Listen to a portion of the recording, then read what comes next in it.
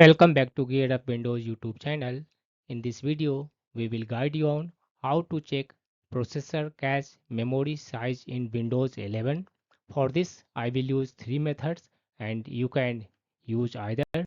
First one is through command prompt. For that, click on this one start button, type CMD and press enter on the keyboard to open command prompt on your Windows 11 PC.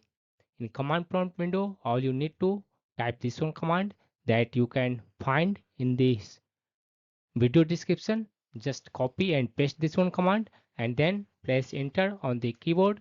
This will show you L2 cache and L3 cache size in KB. You need to convert it in MB. 1 MB is equal to 1024 KB. Next one method is through task manager. For that, right click on the taskbar and here select task manager option. In the task manager option, select here performance and then choose CPU option.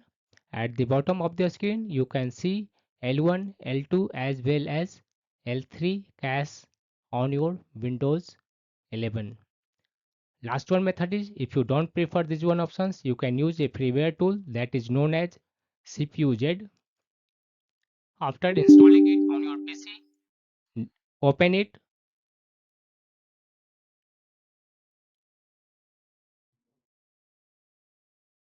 and switch to this one CPU tab. Then you can see here L2 and L3 cache memory in MB.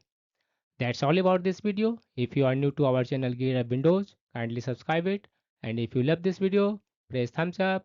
Bye bye.